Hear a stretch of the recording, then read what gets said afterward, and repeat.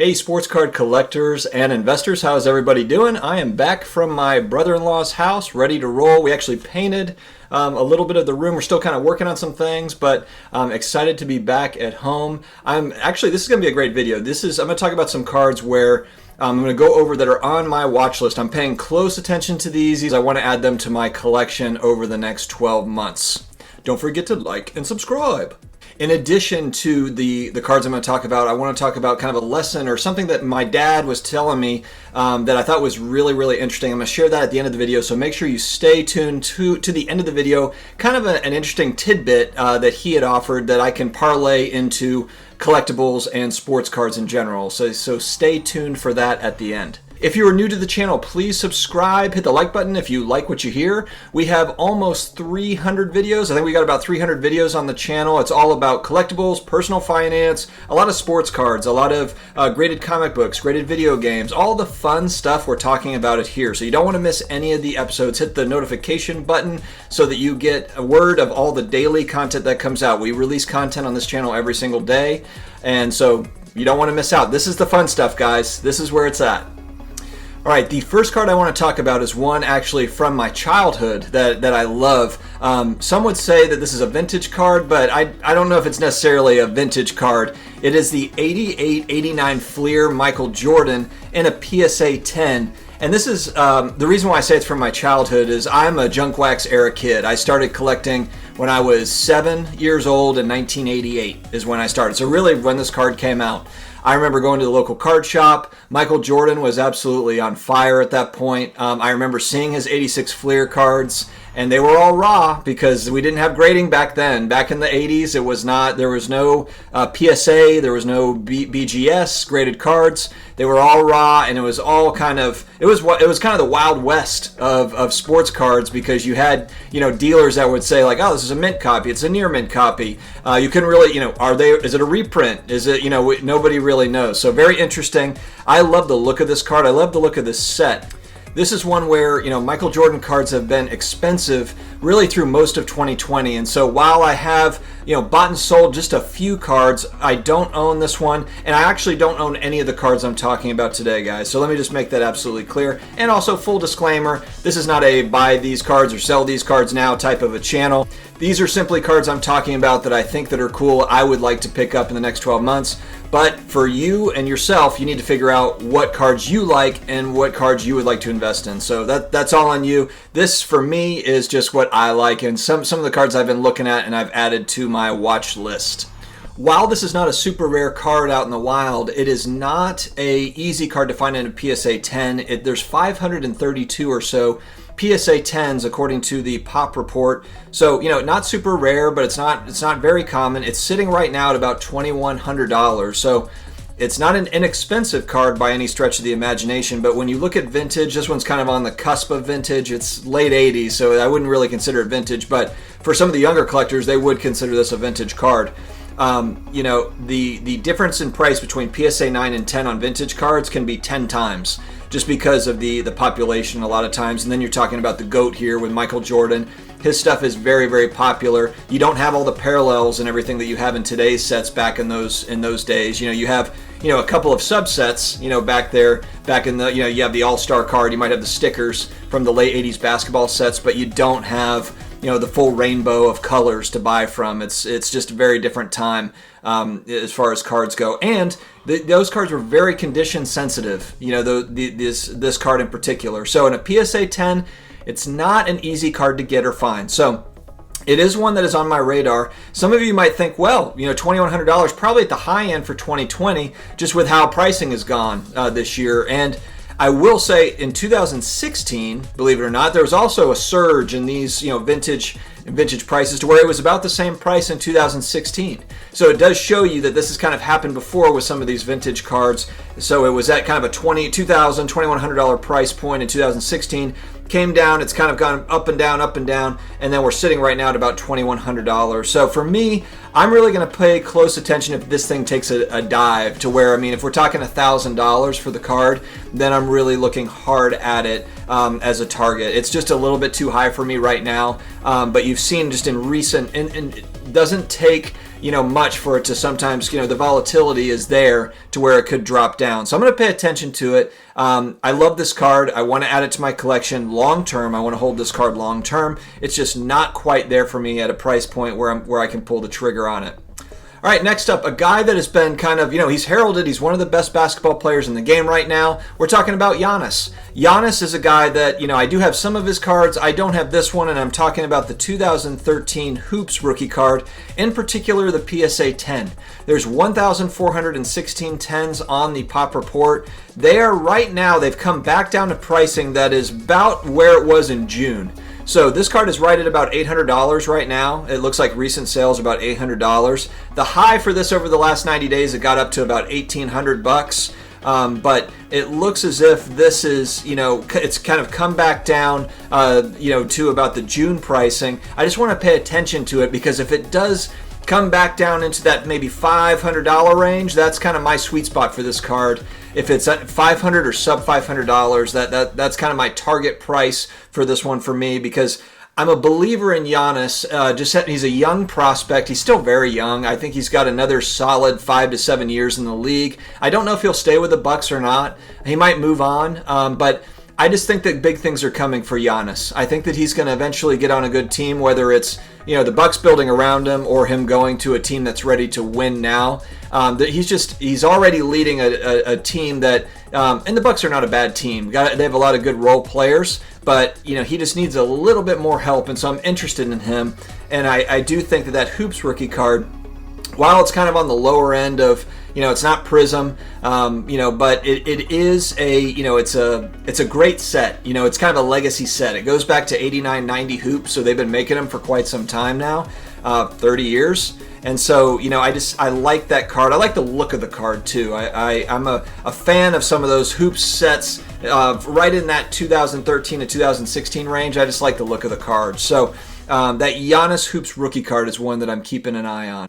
All right, another one. I've talked about this card. I did actually own this card in 2020, not this particular grade. I owned an SGC 6.5 of 79 Topps Wayne Gretzky. I did end up selling it. And it's one of those where it was hard to let go. I do want to have another one of these cards. I would like to have multiples of these cards. Wayne Gretzky is the GOAT of hockey. He is, and there's not a whole lot of debate. There is kind of a Mario Lemieux debate, a Bobby Orr debate, maybe a little bit. But and I'm going off of some of my hockey friends talking here. But the consensus among my hockey card friends is that Wayne Gretzky is the GOAT, and his card from 1979 Topps is the one that I'm looking at. There also is the OPC version, which is a lot more rare than the Topps card. For me, the OPC is just a little bit out of the price range, unless it's just a lower grade one, so I would not count out a lower grade Wayne Gretzky rookie card.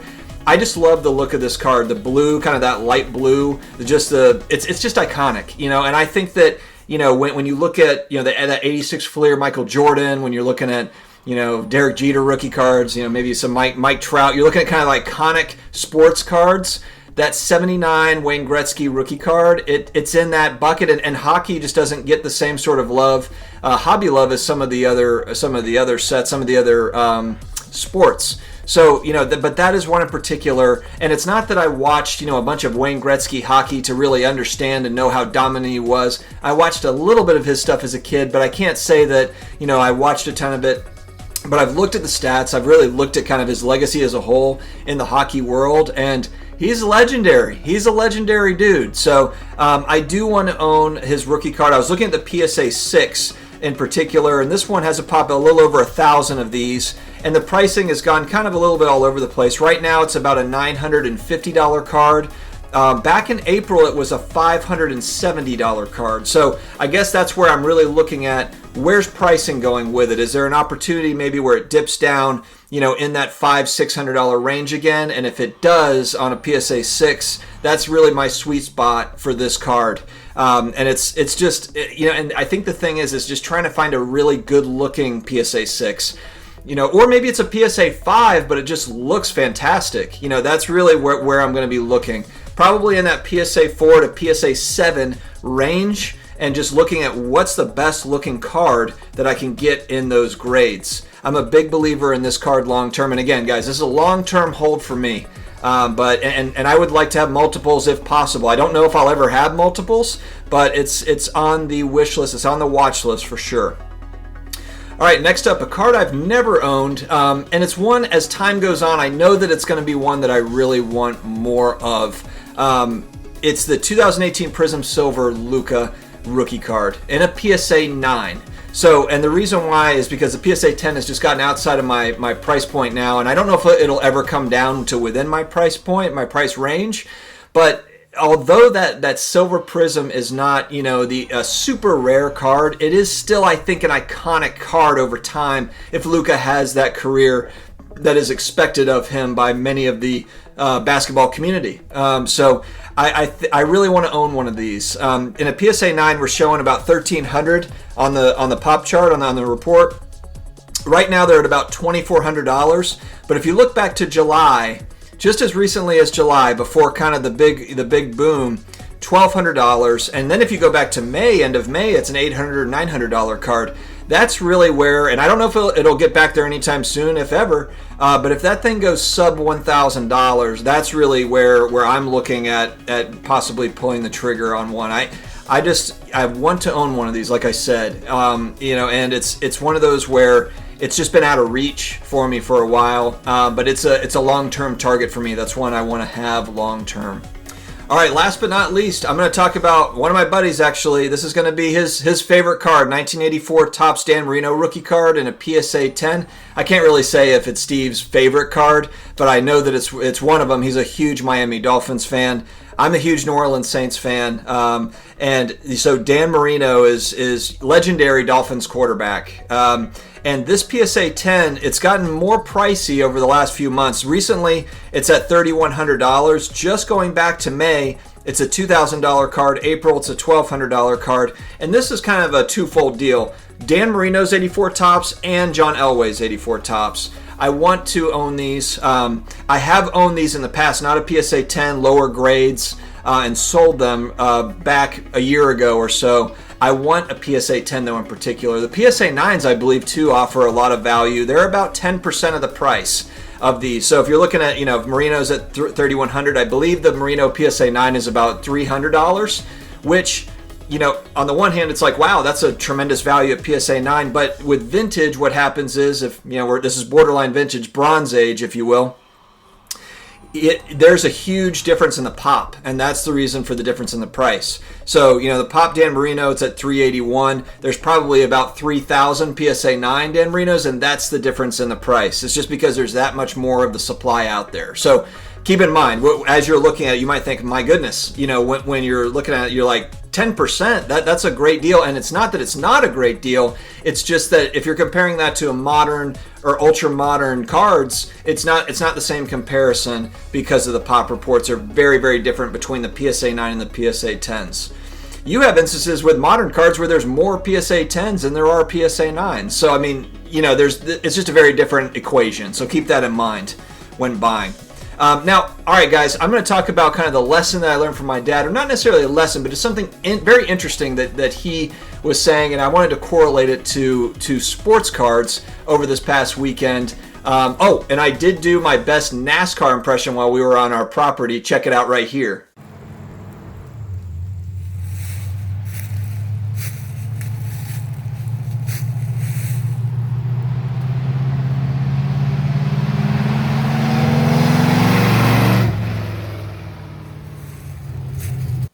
Okay, so my dad is a big car guy. He used to buy and sell cars.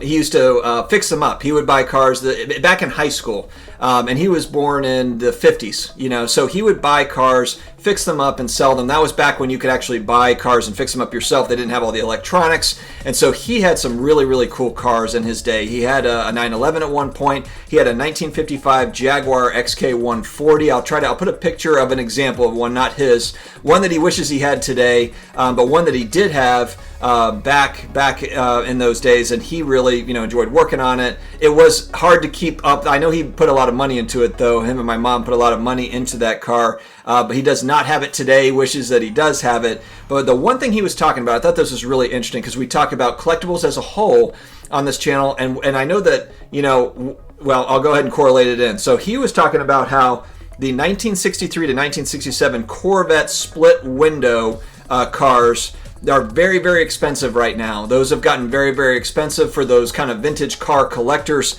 And he was kind of making the comparison of like, I feel like the next ones are the ones to get. And my brother-in-law is also big into cars as well.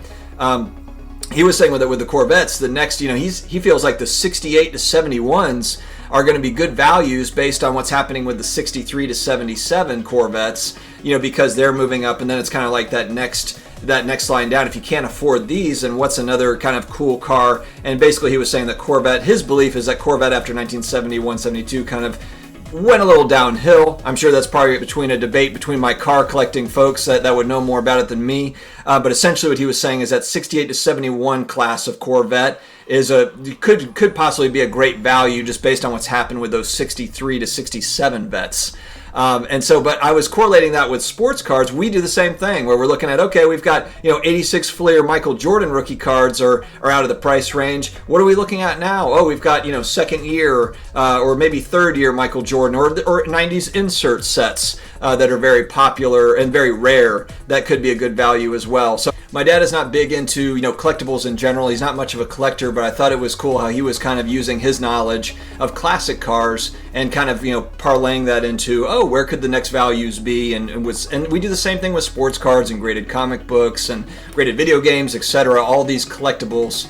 So I thought that was kind of fun. But guys, thank you very much for joining me today. I really appreciate it. If you're new to the channel, please subscribe. Like I said, we come out with daily video. If you're looking for that daily collectibles / personal finance content, this is the place for you, guys. This is the place. All right, have a great weekend, and we will talk to you later. Who dat? Go Saints tonight.